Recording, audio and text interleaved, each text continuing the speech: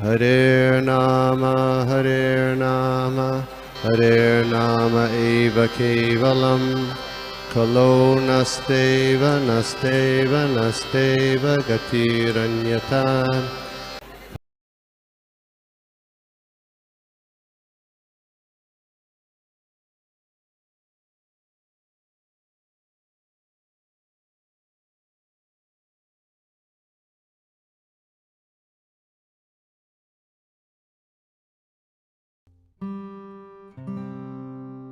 ॐ नमो भगवते वासुदेवाय। ॐ नमो भगवते वासुदेवाय। ॐ नमो भगवते वासुदेवाय। ॐ अज्ञानतिमिरान्धस्य ज्ञानाञ्जनशलाकया चक्षुरुन्मीलितं येन तस्मै श्रीगुरुवे नमः।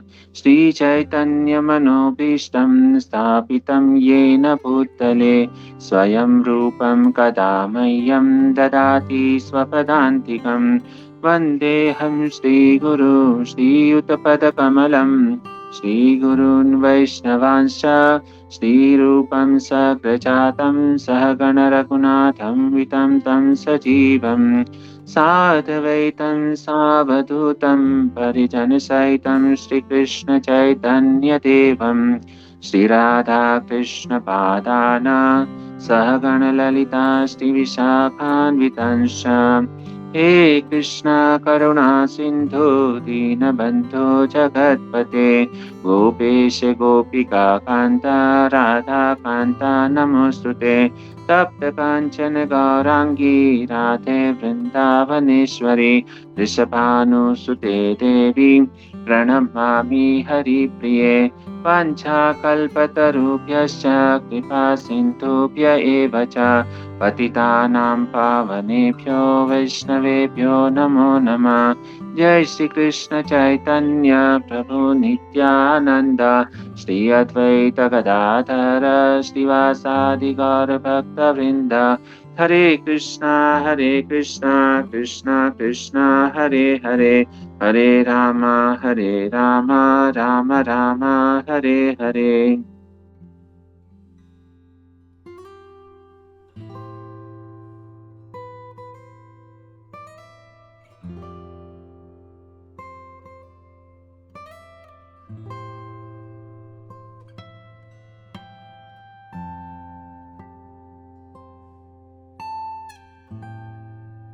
हरे कृष्णा।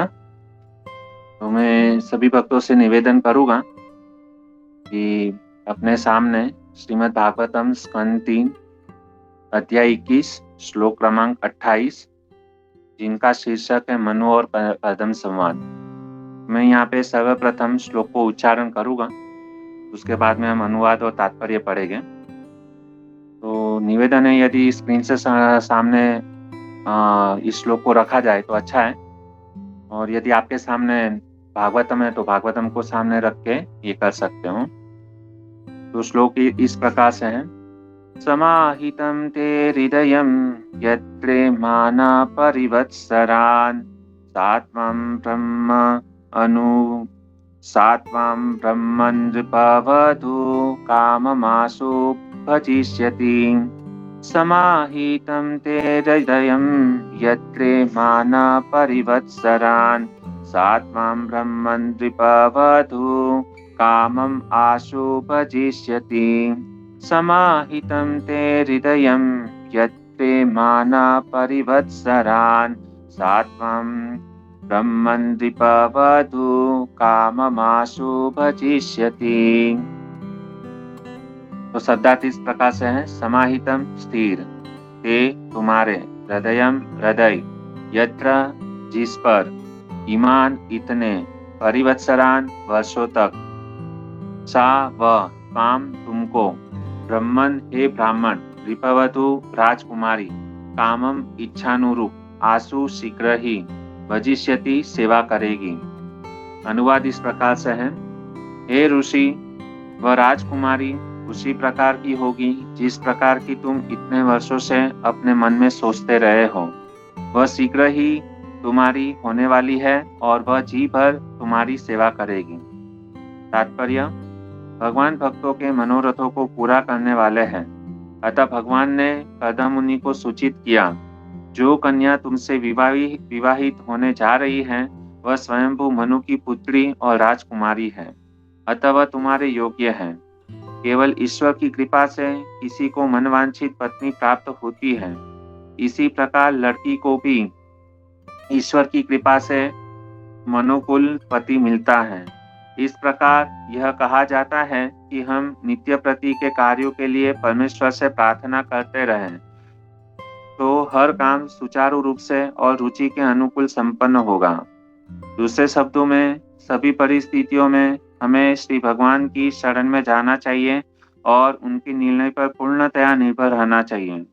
मनुष्य सोचता कुछ है और होता कुछ है, अतः इच्छाओं की पूर्ति श्री भगवान पर छोड़ देना सबसे उत्तम फल है। कर्दम मुनि को पत्नी की आकांक्षा थी, किंतु भगवत भक्त होने के कारण भगवान ने उनके लिए सम्राट की पुत्री राजकुमारी को चुन दिया। इस प्रकार कर्दम मुनि को अपनी आशा से बढ़कर पत्नी लाभ हुआ। यदि हम श्री भगवान की रुचि पर निर्भर करें तो हमारी आकांक्षा से भी अधिक प्रचुर मात्रा में फल प्राप्त हो सकते हैं।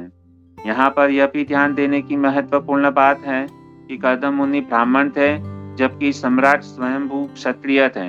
अतः उस काल में भी अंतर जातीय विवाह प्रचलित था। प्रचलन यह था कि कोई ब्राह्मण क्षत्रिय की कन्या से विवाह कर सकता था, किंतु क्षत्रिय किसी ब्राह्मण कन्या से विवाह नहीं कर सकता था। वैदिक काल के इतिहास से ऐसे प्रमाण प्राप्त है कि शुक्राचार्य ने अपनी पुत्री महाराज ययाति को दी, किंतु राजा ने ब्राह्मण पुत्री से विवाह करना इनकार कर दिया। अतः प्राचीन काल में लाखों वर्षों पूर्व अंतर जातीय विवाह वर्जित न था, वरन नियमित सामाजिक प्रथा के रूप में था। हरे कृष्ण। तो सर्वप्रथम इस श्लोक को मैं समझाने का प्रयास करूं। इसके पहले यहाँ पर आप उपस्थित हुए सभी भक्तजन श्रोतानुभाव सबका हार्दिक स्वागत करते हैं कि यहाँ पे नित्यम भागवत सेवा प्रतिदिन आप लोग डायरेक्ट भगवान के सानिध्य में आप यह श्लोकों को श्रवण करते हैं, तो बहुत ही यह सुंदर बात है। तो यहाँ पर सबसे पहले यह जो खास करके 30वां स्कंद और 21वां अध्याय है, हम जैसे गृहस्थ लोगों के लिए बहुत ही महत्वपूर्ण यह अध्याय है। गृहस्थ लोगों के इसके लिए क्योंकि गृहस्थ उसी व्यक्ति को कहा जाता है कि जिसने विवाह किया है, जिसके पत्नी और पति साथ में रहते हैं, उसी व्यक्ति को गृहस्थ कहा गया है। तो गृहस्थ लोगों के लिए यह जो अध्याय है और खास करके ये जो 28 नंबर का जो श्लोक है, हमारे जीवन में बहुत ही मतलब महत्वपूर्ण है। तो आइए हम इस श्लोकों का थोड़ा समझने का प्रयास करते हैं। तो यहाँ पर यह जो श्लोक है, समाहितम ते हृदयम यत्रे मान परिवत्सरान सात्वां ब्रह्मन् नृपवधू काममासु भजिष्यति। तो ये श्लोक जो है ना, यदि मतलब 2 लाइन है इसके अंदर, लेकिन मैंने कल इसके ऊपर थोड़ा मैंने प्रकाश डाला। मैं जब ये अध्ययन कर रहा था इस श्लोक के ऊपर, तो मुझे ये पता चला कि यह जो श्लोक जो है ना, यदि संस्कृत में है तो यह जो श्लोक अभी जो है ना, ये श्लोक पर्टिकुलर सेकंड वाली जो लाइन है ना, वहां से मतलब यदि हम पढ़ना चालू करेंगे तो इसका अर्थ निकालेंगे तो सेकंड लाइन से इसका जो है ना प्रथम लाइन चालू होगा। तो कैसे चालू होगा? तो कहते हैं कि यहाँ पे सबसे पहले श्रील प्रभुपाद महाराज अनुवाद जब भी चालू करते हैं तो यहाँ पे संबोधन देते कि हे ऋषि। तो हे ऋषि ये जो श्लोक है वह किसने कहा है? तो कहते हैं कि भगवान के द्वारा यह श्लोक उच्चारण किया गया है और भगवान जो है ना किसको संबोधित कर रहे? कर्दम ऋषि को संबोधित कर रहे। तो यहाँ पे हे ऋषि जो शब्द जो है ना, वो ऋषि शब्द कर्दम ऋषि के लिए लगाया गया है। और कौन बोल रहे हैं? भगवान जो है ना कर्दम ऋषि को बता रहे हैं। तो ये यहाँ पे जो ब्रह्म, सबसे पहले ब्रह्मन शब्द जो है ना, ये संस्कृत का श्लोक है, तो यहाँ पे सेकंड लाइन के अंदर जो ब्राह्मण शब्द है ना, वहां से ये श्लोक चालू होगा। ब्राह्मण का अर्थ होता है हे ब्राह्मण। हाँ, हे ब्राह्मण, हे ब्राह्मण। उसके बाद में शब्द लगाया नृपवधू, हे ब्राह्मण, हे ऋषि, व राजकुमारी। हाँ, व राजकुमारी। राजकुमारी किसके लिए संबोधित किया गया है? तो राजकुमारी कहते हैं कि माता देवहूति जो है उसके लिए यह नृपवधू शब्द जो है ना, राजकुमारी नृपवधू शब्द जो है ना देवहूति को लिए लगाया है। तो कहते हैं कि हे ब्राह्मण, हे कर्दम ऋषि, रूपवधू, राजकुमारी, सातवाम का अर्थ होता है वह, तुमको। उसके बाद में वापस पहले श्लोक में आ जाए, यत्रेमान परिवत्सरान। यत्रेमान का अर्थ होता है कि यत्र जिस पर, ईमान इतने, परिवत्सरान वर्षों तक, इतने वर्षों तक तुम जो तपस्या कर रहे हो। हे ब्राह्मण, तुम जिसके लिए इतने सालों तक तपस्या कर रहे हो। हे ब्राह्मण रिपवधू राजकुमारी, माता देवहूति, सातवाम तुम्हारे लिए, यत्र माना परिवत्सरान, यत्र जिसके लिए इतने वर्षों, परिवत्सरान यानी इतने वर्षों तक तुम जिसके लिए तपस्या कर रहे हो। उसके बाद में कहते हैं समाहितम यानी क्या होता है कि तुम्हारे मन में, ते हृदयम, तुम्हारे हृदय की जो इच्छा है वह कन्या कैसी होगी? काम मासु भजिष्यति। वह राजकुमारी जो है ना तुम्हारे इच्छानुरूप आशु शीघ्र ही भजिष्यति सेवा करेगी। तो बहुत ही सुंदर यहाँ पे कहते हैं कि हे ब्राह्मण, ये जो कर्दम ऋषि जो थे ना, उन्होंने भगवान की प्राप्ति के लिए और अच्छी पत्नी के लिए उन्होंने 10,000 साल तक क्या किया था? उन्होंने 10,000 वर्ष तक क्या किया? तपस्या किया था। तो ये जो श्लोक है ना, यहाँ पे प्रभुपाद कहते हैं हे ऋषि व राजकुमारी उसी प्रकार की होगी जिस प्रकार की तुम इतने वर्षों से अपने मन में सोचते रहे हो। तो ये कर्दम ऋषि जो है ना, वह पत्नी प्राप्त करने के लिए, अच्छी पत्नी प्राप्त हो, इसके लिए उन्होंने क्या किया था? तपस्या किया था। और कहते हैं कि तुमने जैसी इच्छा की, भगवान क्या बोलते हैं कि तुमने अपने मन में जैसी इच्छा की है वह शीघ्र ही तुम्हारी होने वाली है। और वह जो है ना शीघ्र ही क्या होगी? तुम्हारी होगी। और वह जी भर भी तुम्हारी सेवा करेगी और जीवन पर्यंत तक तुम्हारी क्या करेगी? सेवा करेगी। यह कौन बोल रहा है? भगवान जो है ना कर्दम ऋषि को इस प्रकार से बता रहे हैं। अभी हम इस श्लोक को अच्छी तरीके से क्या करते हैं? समझने का प्रयास करते हैं। अभी सभी भक्तों से प्रार्थना करता हूँ कि ध्यान पूर्वक अभी जो है ना इसको सुनिएगा, क्योंकि बहुत ही महत्वपूर्ण उपदेश जो है ना हमको कर्दम ऋषि के द्वारा यहाँ पर प्राप्त होने वाला है। तो सबसे पहले कि जब भी हम गृहस्थ जीवन के अंदर प्रवेश करते हैं, तो गृहस्थ जीवन में प्रवेश करने से पहले व्यक्ति को जो है ना ब्रह्मचर्य व्रत का पालन करना होता है। तो इसके लिए हमारे शास्त्र के अंदर ये जो बताया गया है 4 वर्ण और 4 आश्रम है। तो जैसे कहते हैं कि 25 साल तक व्यक्ति को ब्रह्मचर्य व्रत का पालन करना चाहिए, 25 साल तक जो है ना गृहस्थ जीवन बिताना चाहिए, 25 साल तक जो है ना उसको वानप्रस्थ जीवन जीना चाहिए और 25 साल तक उनको क्या करना चाहिए? संन्यास आश्रम ग्रहण करना चाहिए। तो ये बहुत ही सुंदर तरीके से हमारी क्या है? वैदिक संस्कृति, वैदिक प्रणाली है। आजकल हम लोग दुखी क्यों हो रहे हैं? क्योंकि हम ये वैदिक प्रणाली जो है ना उसको हम लोगों ने त्याग दिया है। यदि शास्त्र में जो बताया गया है वैदिक परंपरा के अनुसार यदि हम जीवन जिएंगे, जैसे ये जो 4 आश्रम है ना, ब्रह्मचारी, बाद में को गृहस्थ, उसके बाद में वानप्रस्थ और संन्यास आश्रम, ये बहुत ही मतलब हमारे लिए उपयोगी है और भगवान ने इसकी रचना हम लोगों के, मनुष्य लोगों के लिए की है। तो यहाँ पर कर्दम मुनि के मन में जैसे 2 विचार आए, 2 विचार चल रहे थे। तो भगवान की जब भी तपस्या कर रहे थे तो उनके मन में 2 इच्छा थी। पहली इच्छा यह थी कि सबसे पहले मुझे तपस्या करके, है ना, मुझे भगवान के धाम में वापस लौटना है, जो हमारा वास्तविक घर है गोलोक वृंदावन धाम। हमको कहाँ पे जाना है? भगवान के धाम में जाना है। दूसरा उनकी मतलब ये इच्छा थी कि विवाह करके मैं प्रजा उत्पत्ति करूं। प्रजा उत्पत्ति क्यों करना था? हालांकि उनकी थी, लेकिन यह जो कर्दम ऋषि जो है ना, उनके जो पिता जो थे ब्रह्मा जी, है ना? तो ब्रह्मा जी को खुश करने के लिए उन्होंने क्या किया था? प्रजा उत्पत्ति करने का उन्होंने विचार किया था। तो अभी दोनों भी था, दोनों चीज़ उनको करनी थी, तपस्या करके 2 चीज़ हासिल करनी थी। एक तो भगवान के धाम में भी जाना था और दूसरा विवाह करके जो है ना प्रजा प्रजा उत्पत्ति करना है। तो अभी ये उनके लिए मतलब ये सोच रहे थे क्या करूँ, क्या करूँ? तो उनके मन में एक नया प्लान जो है ना उन्होंने निकाला और उन्होंने जो प्लान निकाला ना वो हमारे लिए भी बहुत महत्वपूर्ण है। कौन-सा प्लान निकाला? तो उन्होंने ये सोचा कि when enter the marriage with exit marriage. उन्होंने एक प्लान निकाला enter marriage with exit marriage. जब भी मैं गृहस्थ जीवन में प्रवेश करूं उसके साथ साथ में मुझे वानप्रस्थ उसके पहले मुझे वानप्रस्थ यानी सन्यासी भी बनने का प्लान जो है ना उनके माइंड में तुरंत रेडी हो गया। जब भी हम गृहस्थ जीवन के अंदर जब भी प्रवेश करते हैं ना तो यह नहीं सोचना चाहिए बस मैं केवल मतलब विवाह करूंगा, भोग करूंगा, बस इसी में मतलब फँसा नहीं। हमको गृहस्थ जीवन से भी जो है ना वो बाहर निकलने का प्लान जो है ना जब भी हम विवाह करते हैं ना उसी समय से हम लोगों को जो है ना वानप्रस्थ जीवन की तैयारी कर लेनी चाहिए। तो कैसे? तो ये बहुत सुंदर बताते हैं कि मैं विवाह तो करूँगा, कर्दम ऋषि बोल रहे हैं कि मैं विवाह करूँगा लेकिन विवाह के साथ-साथ में जो है ना मेरा वानप्रस्थ सन्यासी जीवन भी जो है ना मैं तुरंत ही उसका प्लान जो है ना रेडी कर दूँगा। तो कैसे किया?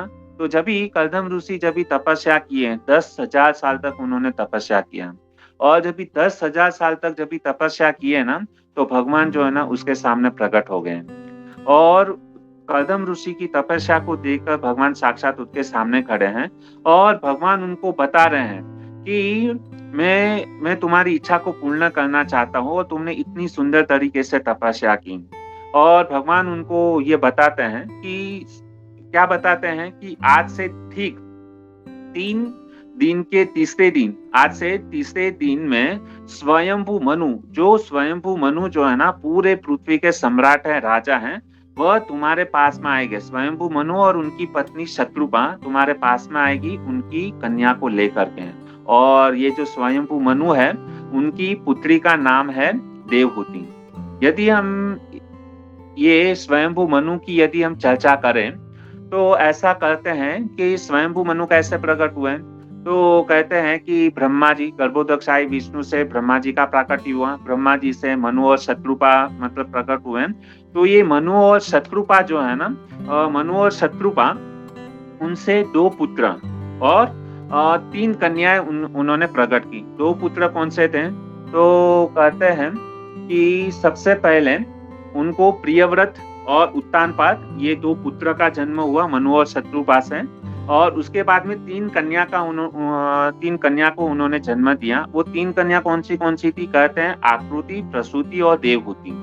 और उसमें से ये जो देवहूति जो थी ना उनका विवाह वो देवहूति को लेकर के ये मनु और शत्रुपा जो है ना किसके पास में जा रहे हैं? ब्रह्मा जी ने उनको बताया था कि तुम्हारी कन्या का विवाह कन्यादान किसके साथ में करना? कर्दम ऋषि के साथ में करना क्योंकि वो बहुत ही सुंदर भक्त हैं और इसके लिए तुम उनका अपनी कन्या का विवाह किसके साथ में करना? कर्दम ऋषि के साथ में। और यहाँ पर भगवान जो है ना ब्रह्मा जी ने वहाँ पे मनु और शत्रुपा को बताया कि तुम्हारी कन्या को कर्दम ऋषि को दे देना और यहाँ पे भगवान जो है ना साक्षात मतलब कर्दम ऋषि को आश्वासन दे रहे हैं कि ठीक आज से तीसरे दिन के बाद में ये पूरा समस्त पृथ्वी का जो राजा जो है ना स्वयंभू मनु वो अपनी राजकुमारी को लेकर के क्या करेगा? तुम्हारे पास में आएगा और तुम क्या करना? उनके साथ में विवाह कर देना।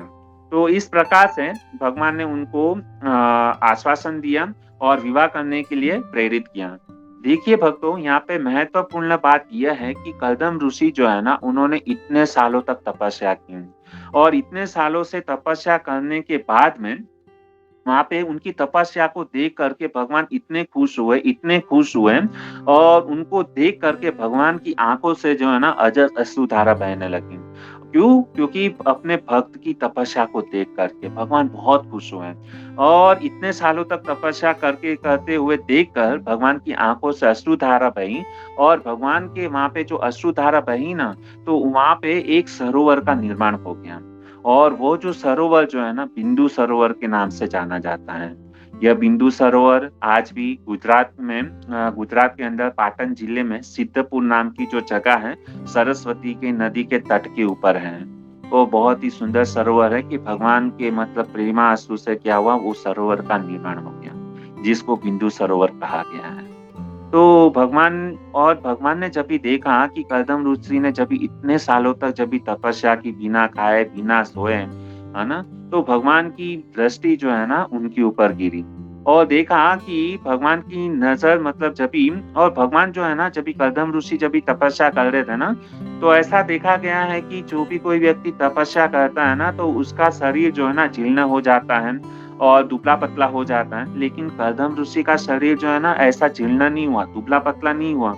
प्रश्न उठा है ऐसा क्यों हुआ? क्योंकि कर्दम ऋषि जब भी तपस्या कर रहे थे तो क्या हो रहा था कि भगवान जो है ना खुद अपनी तिरछी नज़र से उनको हमेशा क्या कर रहे थे? देखते रहते थे। और भगवान तिरछी नज़र से देखने के कारण ये जो कर्दम ऋषि का शरीर जो है ना जीर्ण नहीं हुआ। क्या चीज़ हुआ?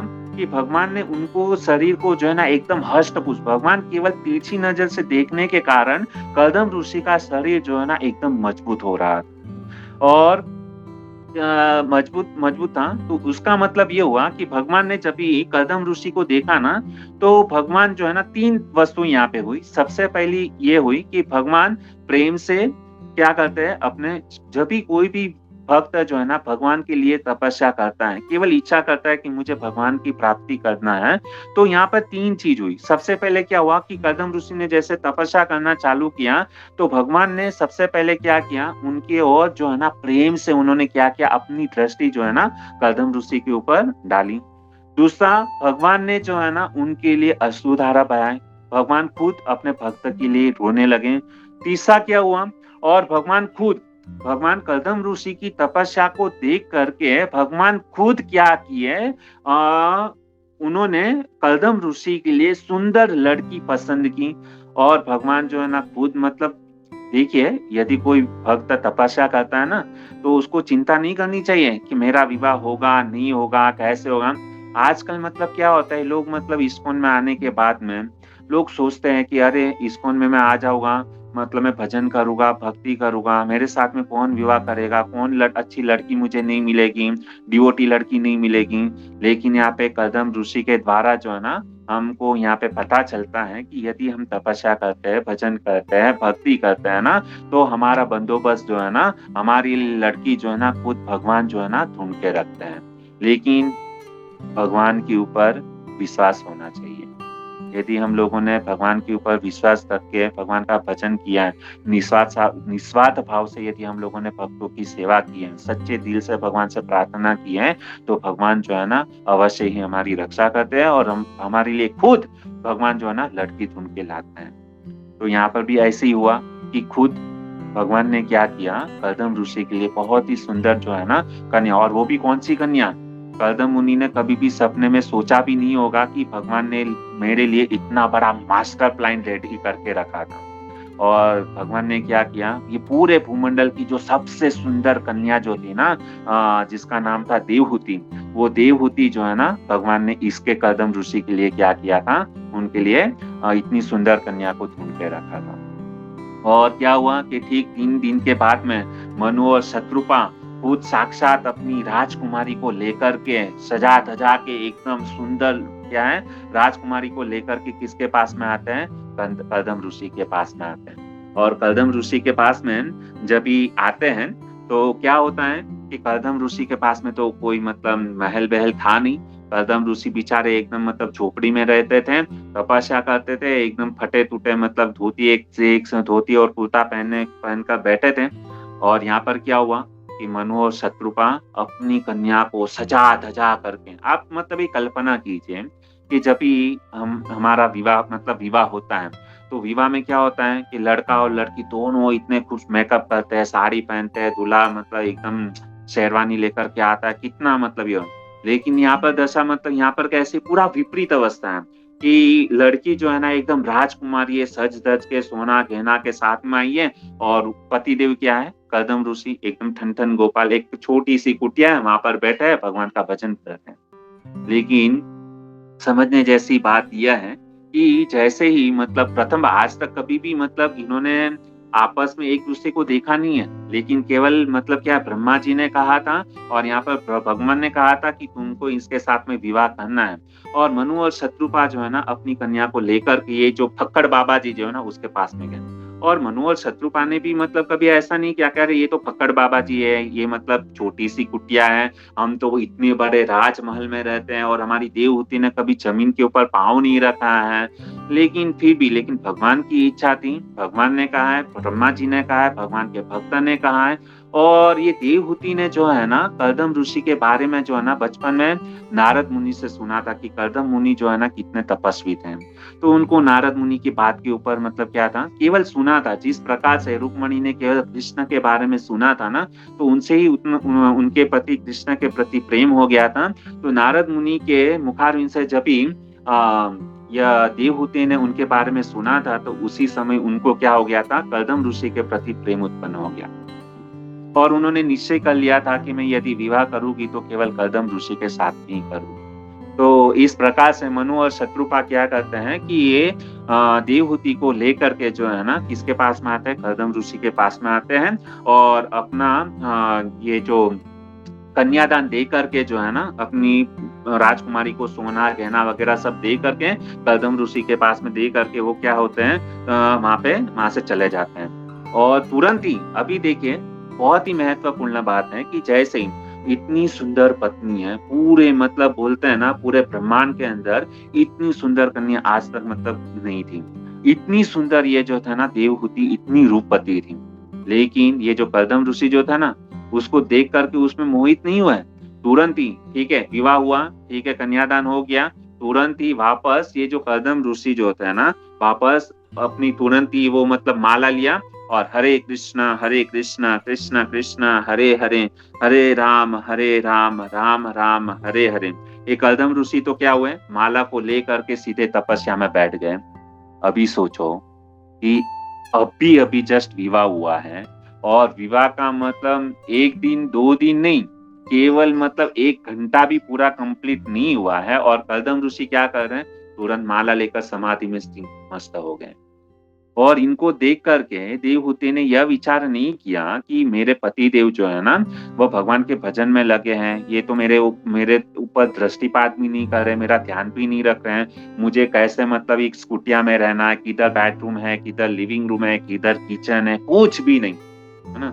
लेकिन फिर भी ये जो देवहूति ऐसा नहीं कि उनको देख करके चलो नहीं पिताजी मैं इनके साथ में नहीं रह सकती, चलो मैं इधर से मतलब घर छोड़कर जा रही हूँ, नहीं, मेरे पिता ने मेरा हाथ जो है ना मतलब ये कर्दम ऋषि के हाथ में दिया है, तो मेरा कर्तव्य बनता है कि मैं मेरे पति की सेवा करूं। पतिदेव तो समाधि में स्थिर हो गए, लेकिन ये एक पतिव्रता नारी जो है ना देवहूति से हमको पता चलता है पतिव्रता नारी क्या होती है। और तुरंत ही ठीक है पतिदेव की इच्छा है कि भगवान का भजन करना चाहते हैं, उनको डिस्टर्ब नहीं किया है ना।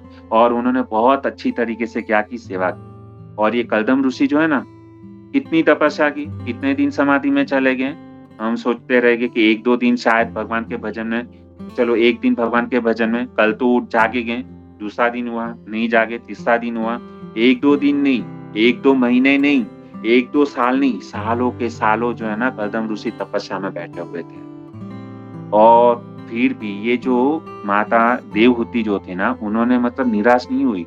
उन्होंने क्या किया, मतलब अपना जितना भी शक्ति था ना पूरी शक्ति लगा करके उन्होंने क्या किया, सेवा की। कर्दम ऋषि वहां पे झुप्पी में साफ सफाई करती थी। और ये जो देवहूति माता जो थी ना वो क्या करती थी कि वृक्ष से जो मतलब फल गिरते थे ना वही फल को आस्वादन करती थी। और वो भी देवहूति भी जो है ना इतनी तपस्या उन्होंने की। बाद में काफी साल और निस्वार्थ भाव से देवहूति ने क्या किया, अपनी पति की सेवा की। और काफी सालों के बाद में जब कर्दम ऋषि की जब आंखें खुली, तभी उनको पता चला अरे मैंने विवाह किया है और विवाह करके मेरा काफी साल मतलब मेरे समाधि में चला गया, अभी मुझे मेरी पत्नी को मतलब देखना चाहिए कैसे है कैसे नहीं। तो आंख खोल के जब भी देखा कर्दम ऋषि ने, तो उनकी पत्नी को उसकी पत्नी जो है ना एकदम दुबली पतली एकदम हो गई थी।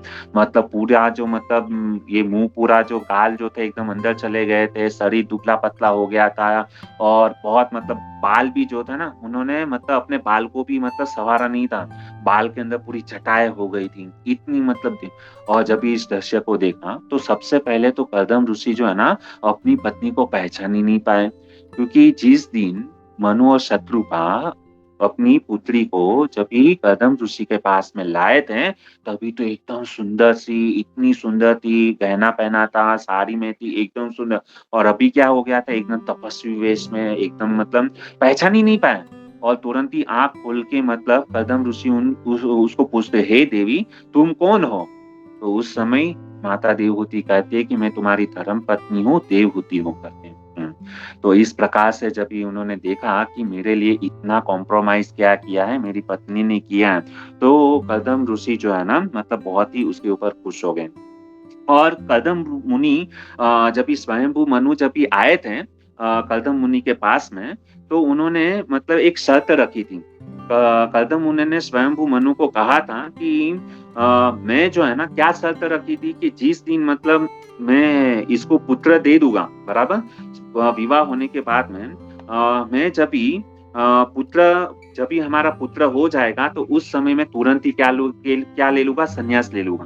क्योंकि मैंने पहले ही बताया कि कदम ऋषि ने मतलब 2 इच्छा थी उनकी कि भगवान के धाम में लौटना है और विवाह करके मुझे अपने पिता को खुश करना है। तो विवाह तो हो गया, लेकिन शर्त क्या रखी थी स्वयंभू मनु के साथ में? यह शर्त रखी थी कि जिस दिन मतलब मैं विवाह होगा और मुझसे जैसे ही मतलब संतान उत्पन्न होगी, उस दिन मैं क्या करूँगा? वानप्रस्थ ले लूँगा, संन्यास ले लूँगा। तो ये शर्त जो है ना, वो कदम ऋषि ने मनु और शत्रुपा से रखी थी। तो जैसे ही कदम ऋषि ने उस समय मनु महाराज को बताया कि मैं संन्यास ले लूँगा संतान उत्पत्ति होने के बाद में, तो तुरंत ही ये स्वयंभू मनु, देवहूति माता के जो पिता जो थे ना, वो डर गए। अरे! ये कैसे हो सकता है कि क मतलब विवाह होने संतान उत्पत्ति होने के बाद में तुम मेरे पुत्र और लड़की को ऐसे ही छोड़ दोगे करके? तो वो तो एकदम डर गए। और अभी क्या हुआ कि उस दिन उन्होंने उस समय जैसे ही ये शर्त रखी, तो ऐसा नहीं कि मनु महाराज ने तुरंत ही अपनी लड़की को कहा कि क्या तुम उनके साथ में रह सकती हो, ये शर्त मंजूर है तुम्हें? नहीं, ऐसा नहीं किया। तो कदम ऋषि ने क्या किया था, स्वयंभू मनु ने क्या किया, सबसे पहले जो है ना, उन्होंने अपनी पत्नी शत्रुपा के सामने मतलब उनके आपस में उन्होंने बात की। डायरेक्ट मतलब अपनी पुत्री को नहीं कहा कि नहीं मतलब तुमको मंजूर है कि नहीं मंजूर है करके। सबसे पहले उन्होंने सलाह-मशवरा किसके साथ में किया? मनु महाराज ने अपनी पत्नी के साथ में सलाह-मशवरा किया शत्रुपा के साथ में। और शत्रुपा के साथ में उन्होंने मतलब क्या किया? बातचीत किया। उसके बाद में शत्रुपा ने क्या किया? माता ने अपनी कन्या जो देवहूति जो थी ना, उसको पूछा, क्या तुमको यह शर्त मंजूर है? तुम्हारा विवाह होने के बाद में जैसे ही संतान उत्पत्ति होगी, तो ये कदम ऋषि मतलब क्या है तपस्या करने चले जाएंगे, वानप्रस्थ ले लेंगे। क्या तुमको यह शर्त मंजूर है? तो उस समय ये जो देवहूति माता भी जो है ना डायरेक्ट अपने पिता को नहीं करती है। वो सबसे पहले मतलब एक पूरा मतलब एक सीक्वेंस है। हमको बात भी मतलब बड़ीलों से किस प्रकार से करनी चाहिए, माता-पिता से भी किस प्रकार से बात करनी चाहिए, वह अपने आचरण के द्वारा सिखा रहे हैं। मनु ने डायरेक्ट अपनी राजकुमारी, अपनी जो पुत्री को डायरेक्ट बात नहीं किया। उन्होंने सबसे पहले सलाह-मशवरा किया अपनी पत्नी के साथ में और पत्नी जाकर के क्या करती है, देवहूति को समझाती है, क्या तुमको यह रिश्ता मंजूर है? यह शर्त रखी गई है। तो उसी समय तुरंत देवहूति माता कहा कि नो प्रॉब्लम, मुझे यह शर्त मंजूर है। क्योंकि उनको पता था कि हमारा पति जो है ना, उन्होंने मतलब क्या किया, धन संपत्ति ऐसा कुछ भी नहीं देखा था। देवहूति माता की केवल एक ही इच्छा थी कि क्या थे कि हमारे जो पति देव जो है ना, वो क्या होने चाहिए, मैन ऑफ द कैरेक्टर, चरित्रवान होना चाहिए, ग्रेट ऑफ डिवोटी, है ना, महान भक्त होना चाहिए।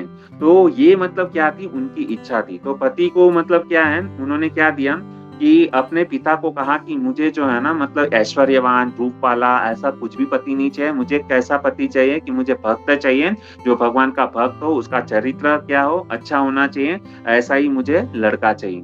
तो इस प्रकार से क्या किया, उन्होंने बताया और ये देवहूति जो है ना, वो अपनी माता शत्रुपा को कहती है कि मुझे इनके साथ में विवाह करने में कुछ प्रॉब्लम नहीं है। और शत्रुपा ने क्या किया, मनु महाराज को कहा कि ये रिश्ता जो है ना हमको मंजूर है, ये शर्त जो रखी है वो हमको मंजूर है, हमारी लड़की को भी जो है ना ये शर्त मंजूर है।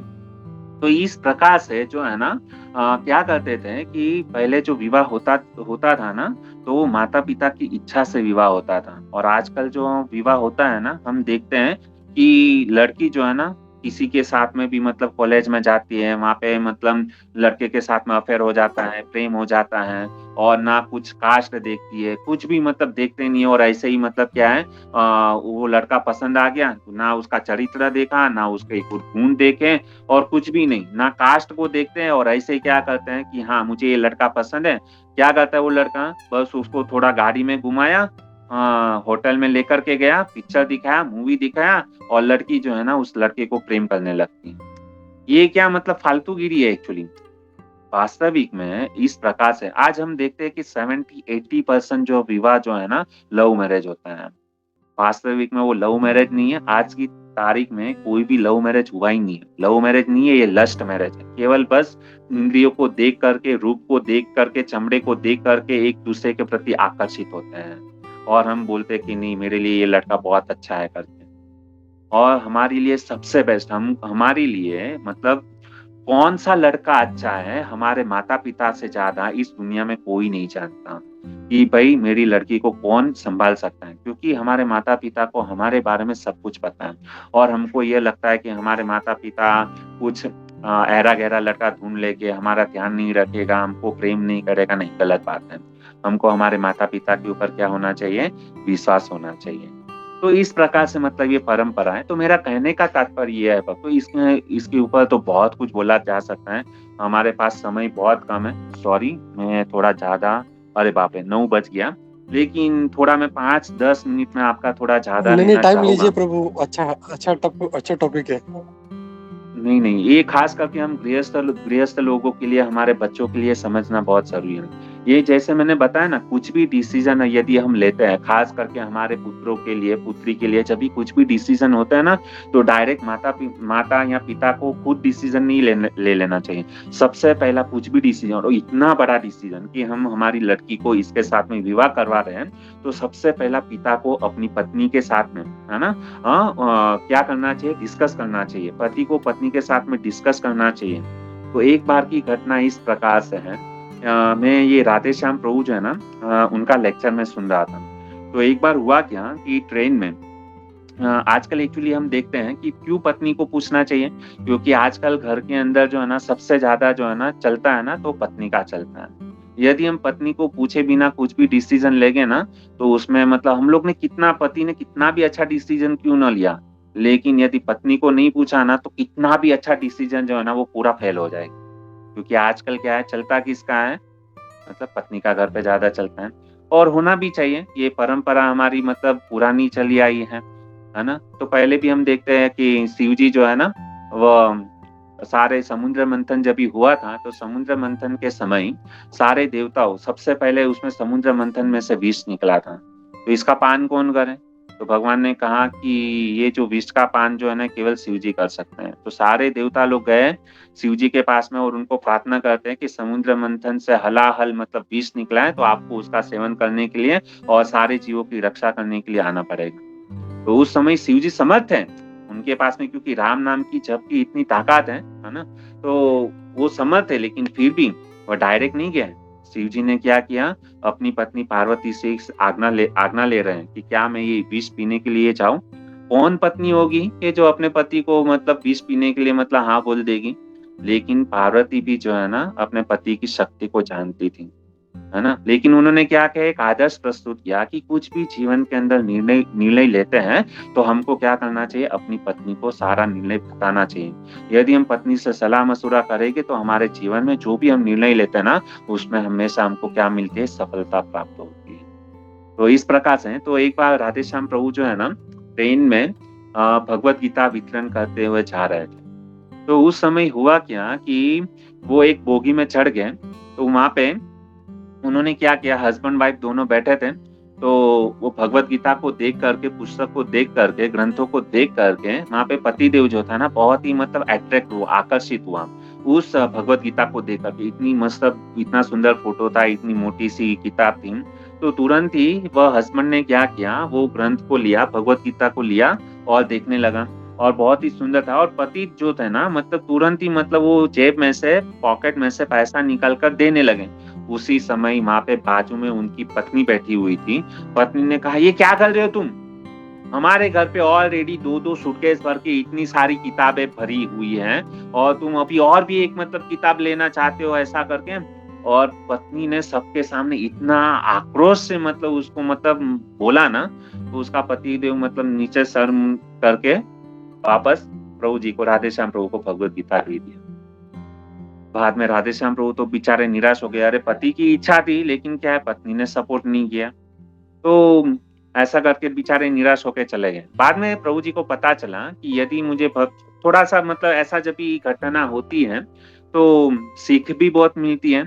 तो वापस दूसरी बार वो है ना ट्रेन में चढ़े थे, तो राधे श्याम प्रभु ने ये टाइम पे दिमाग क्या लगाया पता है, कि सबसे पहला पति को भगवत गीता नहीं दिखाया, सबसे पहला किसको दिखाया, हस्बैंड वाइफ आपस मतलब दूसरी बार जब भी मतलब हुए, ट्रेन में सफर कर रहे थे, तो उन्होंने क्या किया कि वहां पे हस्बैंड और वाइफ बैठे थे, तो सबसे पहले वाइफ को दिखा कि ये देखो कितना सुंदर भगवत गीता, ये है वो है। तो सबसे पहले राधे श्याम प्रभु ने क्या किया, वाइफ को कन्विंस किया और वाइफ ने देखा अरे बहुत अच्छी किताब है, ये है, देखने लगी, इतना सुंदर फोटोज वगैरह सब जो है। तो वाइफ एकदम खुश हो गई और उन्होंने क्या किया, वाइफ ने क्या किया, वो भगवत गीता ली और ऐसे मतलब क्या अपने ऐसे कान में छुपा दिया, हाँ ऐसे रख दिया। और तुरंत ही वाइफ ने अपने हस्बैंड को इशारा किया, चलो इसका भगवत गीता का पेमेंट प्रभु जी को दे दो करके। तो तुरंत ही मतलब क्या हो गया, वो प्रभु जी एकदम खुश हो गए। और मतलब वो हस्बैंड भी क्या बोलता, हस्बैंड मतलब कुछ ना बोलने जैसा था ही नहीं, क्योंकि वाइफ ही इतना आक्रोश में बोल रही थी चलो इसका पेमेंट दे दो करके, और हस्बैंड को पूछा भी नहीं, सीधा मतलब क्या है तुरंत ले लिया, अपने ऐसे कान में रख दिया और ये कर दिया। तो इस प्रकार से मतलब ये, यदि माताओं का जो है ना भक्ति, आज जितने भी पुरुष जो है ना आज भक्त है ना, तो उसके पीछे माताओं का हाथ है। बहुत ही सुंदर बात हमको मतलब ध्यान रखनी चाहिए। इसके लिए हम सभी लोगों को क्या करना चाहिए, नारियों का सम्मान करना चाहिए। भगवान भगवत गीता के द्वारा, भागवतम के द्वारा हमको सिखा रहे हैं, यदि हम लोगों ने माता का, स्त्रियों का सम्मान किया ना, तो वो घर, बाद में उसका परिवार, बाद में उसका बोलते हैं ना, क्या बोलते हैं, उसका राज्य और उसका पूरा देश, और धीरे धीरे करके क्या है पूरा समाज, पूरा वर्ल्ड जो है ना वह प्रगति की ओर मतलब आगे बढ़े। आज प्रॉब्लम यह है, हम नारी का सम्मान नहीं करते, उसको इज्जत नहीं देते हैं, इसके लिए क्या है ये सब प्रॉब्लम है। तो बहुत ही सुंदर मतलब बात यहाँ पे है कि हम लोगों को जीवन में कुछ भी अच्छा निर्णय लेते हैं ना, तो माताओं के साथ में क्या करना चाहिए, सलाह मशुरा करना चाहिए। यहाँ पे तात्पर्य में बहुत ही सुंदर बात बताते हैं, क्या बोलते हैं, वह शीघ्र ही तुम्हारी होने वाली है और वह जी भर तुम्हारी सेवा करेगी। क्या बात है कि देवहूति जो है ना इतनी सुंदर थी, उन्होंने, भगवान बोलते हैं कि यह शीघ्र ही तुम्हारी होने वाली है और जीवन भर क्या करेगी, तुम्हारी सेवा करेगी। अभी ये देवहूति जो है ना, एक बार की घटना इस प्रकार से है भक्तों, देवहूति का जब भी विवाह नहीं हुआ था, जब भी छोटी थी, तो एक समय मतलब ऐसा हुआ कि वह अपने छत के ऊपर जो है ना खेल रही थी। छत के ऊपर, अगासी के ऊपर जो है ना, आजकल हम मतलब जो बॉल होता है ना, लकड़ी का बॉल था, और वो देवहूति क्या कर रही थी, 3 लकड़ी का बॉल था और ऐसे ऐसे करके मतलब वो क्या कर रही थी, ऊपर बॉल से खेल रही थी अपनी सखियों के साथ में। और हुआ क्या कि देवहूति जब इस प्रकार से बॉल से जब खेल रही थी ना, और इतनी सुंदर थी, और उसी समय वहां पे आकाश मार्ग से जो है ना, विमान से हो करके एक गंधर्व जो है ना आकाश मार्ग से जा रहा था। अभी आपको पता होगा कि ये जो गंधर्व जो होते हैं ना, वो दिखने में बहुत सुंदर होते हैं। और दूसरी उनकी खासियत यह होती है भक्तों कि ये गंधर्व लोग जो है ना, उनका कंठ जो है ना बहुत ही मधुर होता है और बहुत सुंदर दिखने में मतलब होते हैं, हैंडसम होते हैं। तो देवहूति जब इस प्रकार से बॉल से खेल रही थी, गेंद से, लकड़ी की बॉल थी, और इस प्रकार से जब खेलते हुए आकाश मार्ग से गंधर्व जो जा रहा था, उन्होंने देवहूति को जब देखा ना, तो उसको देख करके मतलब वो मोहित हो गया गंधर्व, और ऐसी हालत हो गई कि वो गंधर्व जो था ना, आकाश मार्ग से जब भी देवहूति के ऊपर दृष्टि गिरी ना, तो वो एकदम मतलब बोलते हैं ना, उसको देख करके पूरा विमान जो है ना, धरती के ऊपर धड़ाम करके उल्टा होकर के गिरा। इतनी सुंदर क्या थी, मतलब देवहूति थी। भागवतम के अंदर मतलब प्रसंग आता है कि ये तो मतलब देवहूति को देख करके गंधर्व राज जो थे ना, वह क्या हो गए, मोहित होकर के नीचे गिरे। तो ऐसा देखा जाए, भागवतम के अंदर भी आता है कि रुक्मणी मैया जो थी ना, वो भी इतनी सुंदर थी। रुक्मणी माता भगवान श्री कृष्ण की पत्नी। तो जब भी जिस समय वह अंबिका मंदिर से, जब भी अंबिका माता की पूजा करके अंबिका मंदिर से जब भी माता से प्रार्थना करके जब भी बाहर आई ना, तो उस समय बड़े बड़े राजा लोग मतलब क्या थे, घोड़े सवार पर बैठे थे, हाथी के ऊपर बैठे थे, है ना, अस्त्र शस्त्र लेकर के। और जैसे ही सभी राजा लोगों ने जब भी ये रुक्मणी मैया को जब भी देखा ना, तो जो लोग घोड़े के ऊपर बैठे थे ना, घोड़े से धड़ाम करके रुक्मणी के सौंदर्य को देख करके, रूप को देख करके घोड़े पर से नीचे गिर गए। कुछ लोग हाथी के ऊपर बैठे थे, हाथी पे से नीचे गिर गए। कुछ लोग खड़े ऐसे मतलब भाला लेकर के ऐसे ही खड़े थे, वो जमीन पे ही ऐसे मतलब गिर गए। इतना मतलब रुक्मणी जो थे ना, इतना सुंदर थी। उसके बाद में सीता मैया के बारे में यदि हम सुनते हैं, रामायण के अंदर बहुत ही मतलब सुंदर प्रसंग है कि सीता प्रसंग के अंदर भी मतलब देखते हैं कि जब भी भगवान श्री रामचंद्र को जब भी वहां पे सीता स्वयंवर हुआ, तभी बड़े बड़े राजा लोग मतलब क्या आए थे, सीता मैया को स्वयंवर के लिए आए थे, जीतने के लिए। तो उस समय सीता मैया इतनी सुंदर थी, इतनी सुंदर थी।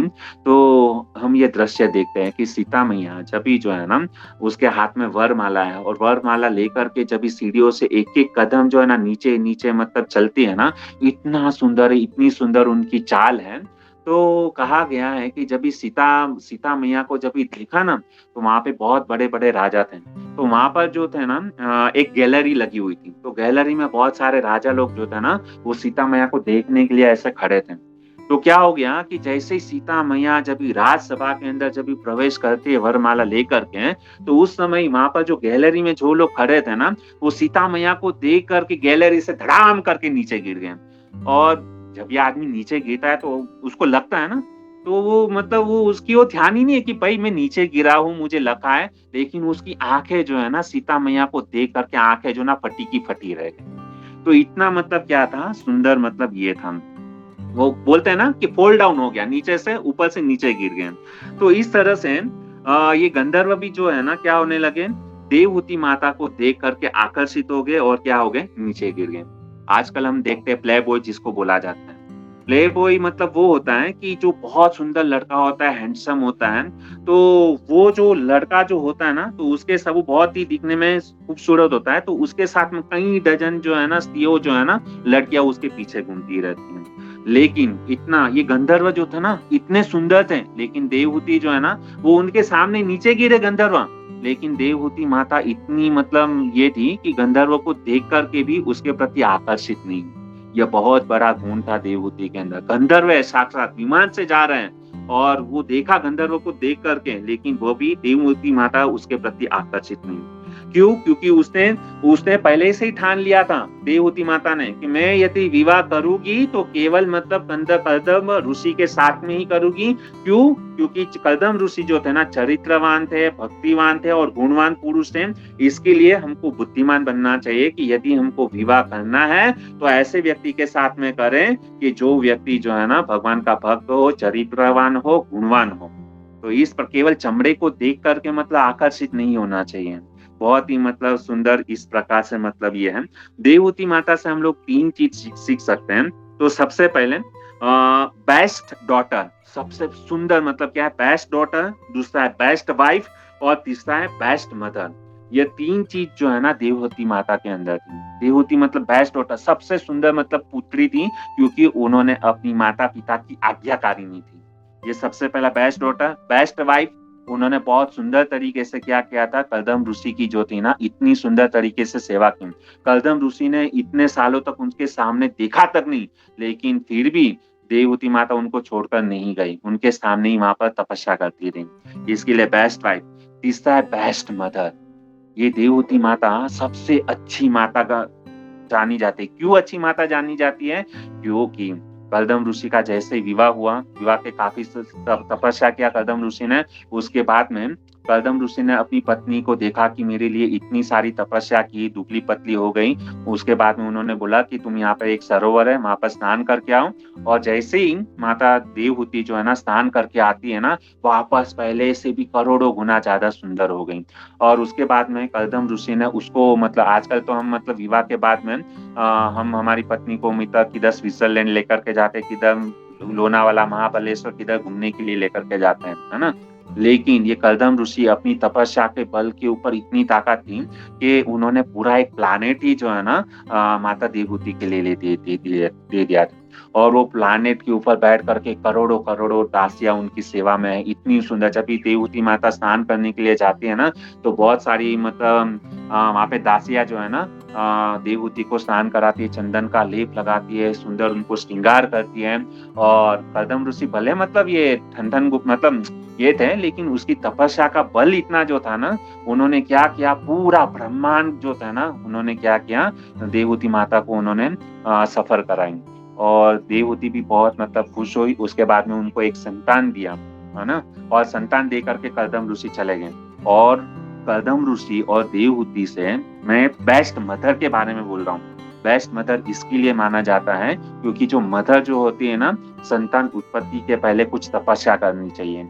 और जब भी शादी के पहले हस्बैंड और वाइफ को भी है ना क्या करना चाहिए, तपस्या करना चाहिए, ब्रह्मचर्य व्रत का पालन करना चाहिए। इस प्रकार से यदि मतलब नीति नियम का पालन करेंगे तो हमारी कोख से जो भी संतान उत्पन्न होगा ना, वो कोई साधारण संतान नहीं होगा, यो तो या तो भगवान होगा या तो भगवान का शुद्ध भक्त होगा। तो देवहूति माता ने इतनी सुंदर तपस्या की, इतनी सुंदर तपस्या की कि साक्षात कपिल देव भगवान ही जो है ना उनके गर्भ से क्या हो गए, जन्म लिए। तो भक्तों, यहाँ पे मैं मेरी वाणी को विराम देता हूँ। लेकिन कर्दम ऋषि और देवहूति माता से हम यह सीख सकते हैं कि हमको तपस्या कैसी करनी चाहिए, और तपस्या करने के बाद में हमको संतान उत्पन्न करना चाहिए। और तपस्या करने के बाद में जो भी संतान होगी वो क्या होगी, भगवान जैसी होगी। और यहाँ पे तो देवहूति माता से साक्षात भगवान ने ही क्या किया, साक्षात कपिल देव जो था ना, वो माता देवहूति के गर्भ में जो है ना भगवान के रूप में क्या हो गए, प्रकट हो गए। तो बहुत बहुत धन्यवाद सभी भक्तों का कि मैंने थोड़ा सा मतलब इस श्लोक के बारे में मतलब प्रयास किया आपको समझाने के लिए। इसके दीप को बहुत ही सुंदर, गृहस्थ लोगों के लिए ये श्लोक, ये जो अध्याय जो है ना बहुत ही सुंदर है। हम सभी गृहस्थ लोगों को ये जो है ना सीरियसली होकर के जो है ना इस अध्याय का हमको क्या करना चाहिए, पढ़ना चाहिए। और हमारे जीवन में जिस प्रकार से कर्दम ऋषि ने और माता देवहूति ने तपस्या किया ना, उस प्रकार से हमको भी क्या करना चाहिए, तपस्या करना चाहिए। जब तक हम तपस्या नहीं करेंगे ना, ये जीवन का कुछ मतलब नहीं है। हमारे लिए तपस्या क्या है, सुबह को 4 बजे उठ करके 4:30 बजे मंगला आरती जप करो, तुलसी आरती करो, नरसिंह आरती करो। और उसके बाद में भक्तों के संग में बैठ करके हमको क्या करना चाहिए, भगवान के नाम का जप करना चाहिए। और भगवान का जप होने के बाद में वापस गुरु पूजा, श्रृंगार आरती। और उसके बाद में जो प्रभुपाद महाराज ने हमको दिया ना, नित्यम भागवत सेवा, नित्यम भागवत सेवा क्या करना चाहिए, पाठ करना चाहिए, प्रभुपाद महाराज के ग्रंथों का अध्ययन करना चाहिए। इस प्रकार से यदि हम हमारा जीवन बिताएंगे ना, तो ये भी हमारे लिए जिस प्रकार कर्दम ऋषि और देवहूति माता ने जो तपस्या की ना, वही तपस्या का फल जो है ना, हम केवल प्रभुपाद महाराज ने जो नियम बताए है ना, उस नियम का पालन करोगे तो हमको भी वही फल की प्राप्ति हो सकती। Thank you very much. आप सभी का बहुत बहुत धन्यवाद कि इतना उत्साह पूर्वक आप लोगों ने सुना। मैंने आपका कम से कम 15-20 मिनट ज्यादा ले लिया, तो कृपा करके आपका सेवक समझ करके हमको क्षमा करें। हरे कृष्ण। ठीक है प्रभु, बहुत बहुत धन्यवाद प्रभु जी, बहुत सुंदर संदेश दिया आपने देवहूति माता के माध्यम से, कर्दम मुनि, और कैसे मतलब अपने जो जोड़ा सारा, जो बीच बीच में जो फिलोसफी, जो कथा, और बहुत बहुत सुंदर था प्रभु, बहुत अच्छा लगा सुन के। तो आई थिंक सबको समझ में आ गया। लेकिन फिर भी अगर किसी को कोई शंका है, कुछ डाउट्स है आज के विषय से लेकर, तो हम लोग क्विकली वो लेते हैं। किसी भक्त का कोई प्रश्न है तो कृपया अपना हैंड रेस कीजिए और बोलना शुरू कीजिए। हरे कृष्णा।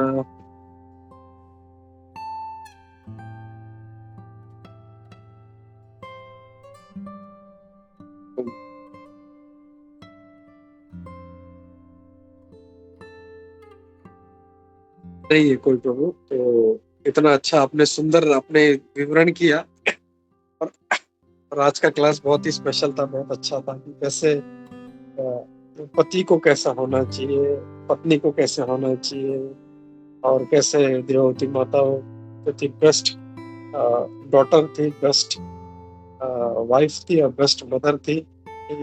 जो सारा एस्पेक्ट्स था बहुत अच्छा लगा सुनने को। तो इसी तरह आते रहिए और अपना संग देते रहिए प्रभु। हरे कृष्णा, प्रणाम। हरे कृष्णा। क्षमा करना, मैंने एक्चुअली जरूरत से थोड़ा ज्यादा टाइम ले लिया। नहीं नहीं प्रभु, आज का क्लास तो इतना अच्छा था, और 15-20 मिनट चलता तो भी हम लोगों को अच्छा लगता था, बहुत आनंद आ रहा था। धन्यवाद प्रभु। हरे कृष्ण। हरे कृष्ण। वाञ्छा कल्पतरुभ्यश्च कृपा सिन्धुभ्येव च पतितानां पावनेभ्यो वैष्णवेभ्यो नमो नमः। अनन्तकोटि वैष्णववन्दे जय। ग्रंथराज श्रीमद् भागवतम। धन्यवाद प्रभु जी। हरे कृष्णा।